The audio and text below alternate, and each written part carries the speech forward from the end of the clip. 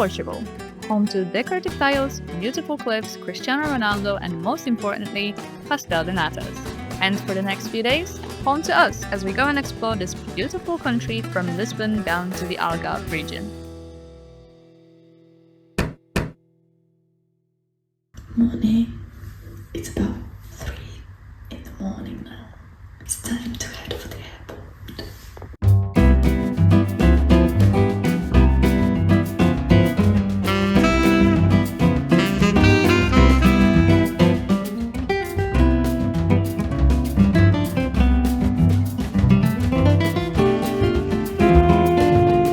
We arrived at the airport, went through security, and we were ready to board our plane. Well, almost. There was just one more stop on our way. The toy store.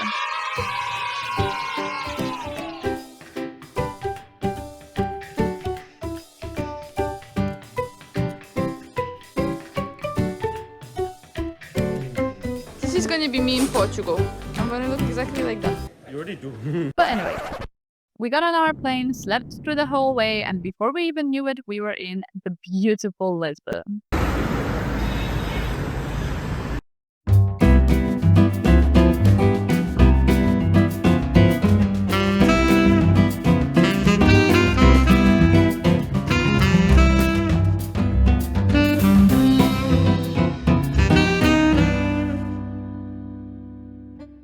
We could even consider anything further, we had to get some food. So we made our way to a pasteleria. We got some breakfast and I had my first ever pastel de nata. It was love at first bite. But what surprised me even more was this orange juice. I never had such a nice orange juice before. Then with our bellies full, we have set off to see more of Lisbon.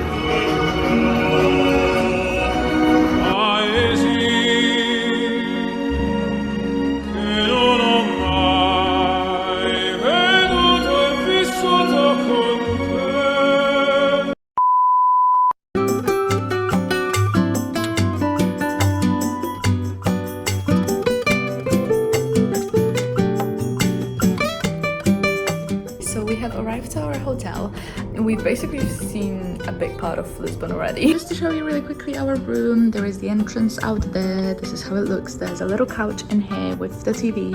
There are the windows. We have closed them down because we don't want this to get too hot in here. So this is a little lounge area going into the nice bed area. Kind of a wardrobe, but this is the bathroom. I can't put on the light right now because I actually don't have the card in the room at the moment. But this is how it looks and it's really, really cute. Oh, and the best part is the ceiling. I'm just getting ready now. We're gonna go see some more places. We're gonna get some food, get a glass of wine, and just enjoy the city. We're only here for one day, so we want to make sure we make the most of it.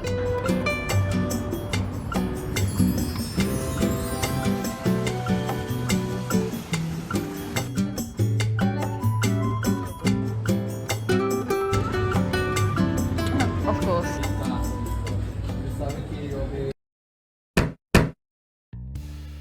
If you ever find yourself in Lisbon, you have to go to Thai market. Oh my god, it was so nice. I had an Iberian pork sandwich and tried some calamaris for the first time. They also had some dessert spots, so I decided to try some new things. I don't even know if I can grab it because it's egg yolk, it's breaking apart.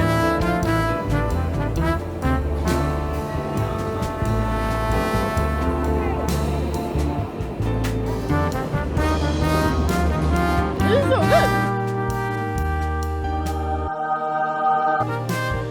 Thank you.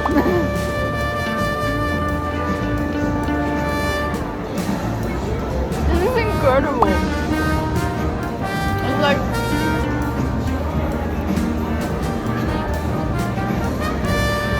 We then went to Pink Street for some drinks and found this great bookstore bar. It was such a vibey place. I've seen bookstore cafes before, but never a bar. We got some drinks and an amazing sourdough bread basket. The service was so kind. Later on, they even hosted a stand-up night, but unfortunately, we were ready to end our day.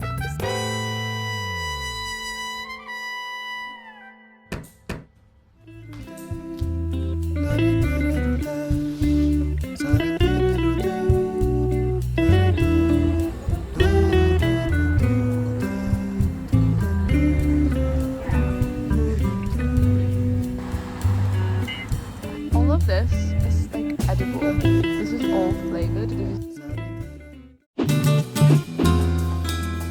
So while we are traveling down the coast, let's summarize what we know about Lisbon.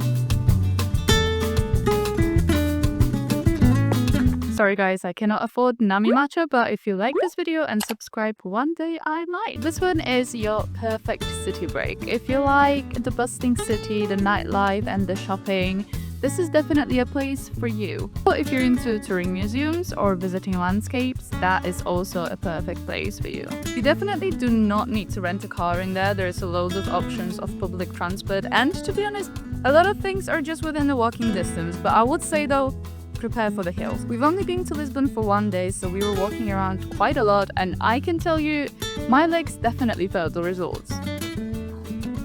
The must-see places in Lisbon is obviously the well-known Praca de Commercio, but make sure that you take Rua Augusta to arrive there, because this way you can see the beautiful King Jose's statue right in the middle of the art. Other than that, I also suggest you to just take a stroll around the city without any plan. Just go around different pathways and just take a look at the beautiful colorful buildings and the decorative tiles.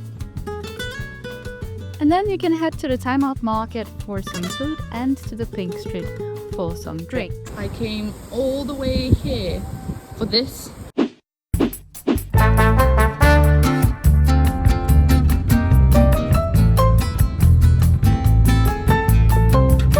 Ultra quick room tour. This is the bathroom, beautiful shower, everything in here. Then we go further. This is the beautiful room, the beautiful bed, the beautiful everything. We have a little chair, we have a little desk, some TV, and then we have a balcony with a baby sea view, which is beautiful.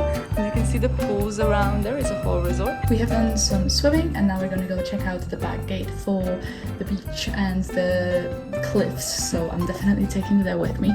Here's a little outfit for today.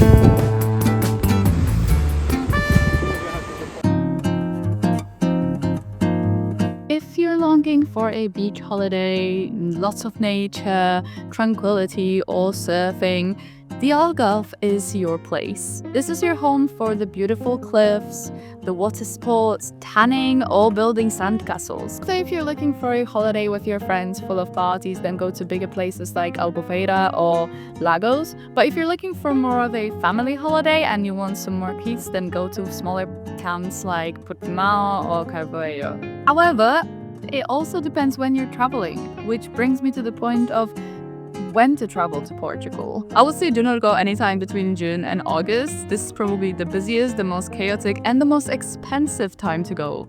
If you're going to Lisbon, you can probably go anytime in the year because it is a city, it's a capital, there's always something happening there, and there's a lot of indoor things you can do.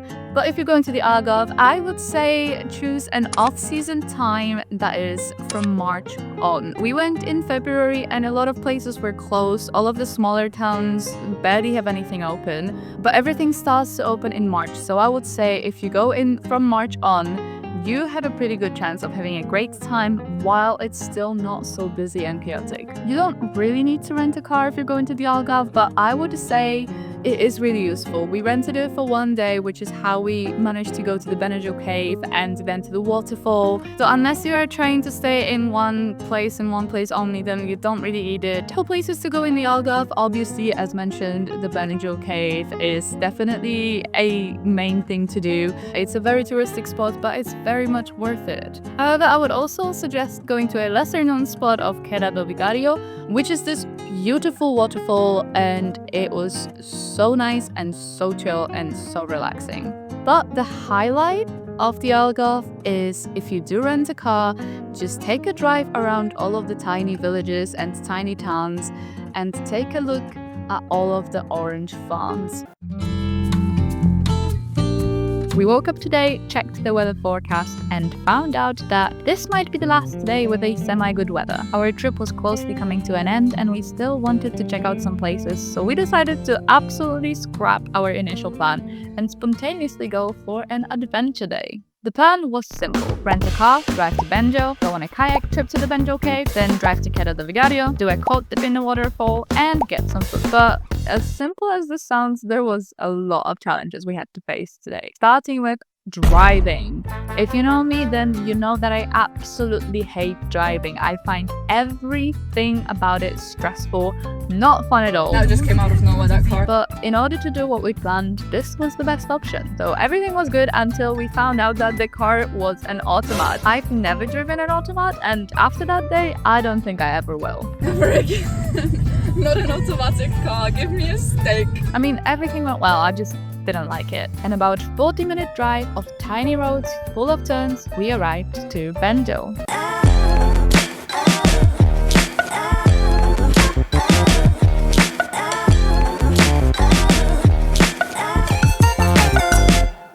Obviously, seeing the cave from the top wasn't enough, so we headed for the trip into the cave. And the initial idea was to swim into the cave. We went there in February, so the water was too cold and the storm was coming. Plus, the swim out there, although it's possible, it's quite dangerous. So here's how to do it. I'm not an expert, so please keep that in mind. Choose a warm month. You don't want the water to be too cold. Choose a day when the waves are not too high because you don't want to be fighting them. Swim early, and I mean 7 a.m. Even from 9 a.m. it can get so busy. Take a route from the other beach. So here's the Benagil Cave, and here is the beach that we went from. This is where all the kayak companies are. They will most likely not let you swim from there because of whatever hazards concerning all of the boats and kayaks around there. But there's a beach on this side, and I don't think it's being guarded at all, so I'm sure you'll be able to swim from there. But be prepared because the distance is longer. Be careful with the big rocks. If the water level is as high as it was on the day that we went, you're not even gonna see those rocks under the water. So honestly, be so careful because who knows what happens with one big wave push. Watch out for the boats, the kayaks, and all of the boards. There's gonna be a lot of them. And finally, if you have a chance to take a board with you, I really suggest you do. You should know that if you take a boat or a kayak trip, you won't be able to get off from the kayak or the boat in the cave, but we were kind of lucky. The tour we took was just for us and one more kayak, plus there wasn't that many tours that day because remember, storm was coming, but that meant that our tour guide had a bit more freedom. Our tour guide took us to another, smaller cave. He said that this one was actually his favorite, and the entrance to the cave was so small that I had to literally lay down on the kayak for us to be able to enter, and it was so dark inside we couldn't see. We then kayaked towards another cave, the Crocodile Cave, and then further to the beach. A little drive later we arrived to the little town of Alte. It was actually so lovely and filled with decorations. I'm not sure if there was some sort of a festival going on. I also know that it's apparently a cycling center. We walked around a little and then headed to the waterfall. Now you should know I do not deal well with cold, and so I did what I knew best. I chickened out. I mean, I went in knee deep, but there was absolutely no way that I was going to swim in it. Today is a very sad day because we need to go back, unfortunately. But before then, we're gonna do a few things. Currently, we're getting ready to get into the sea because I said that no matter what, I am at least doing a cold dip because I'm not gonna miss out on the opportunity of swimming in that beautiful sea out there. And then we're gonna head to Faro. This is where we're taking the plane from. So we decided we're just gonna go there early and walk around Faro as well, explore that place.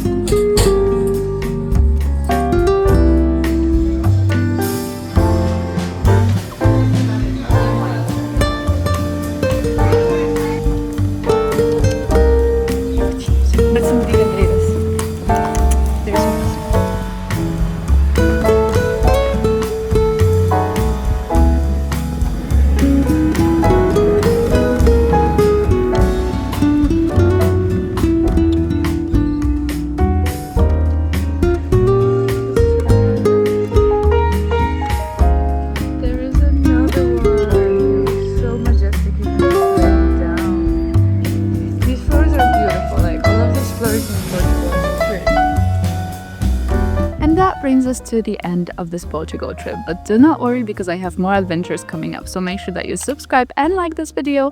Thank you so much for watching and I'll see you soon.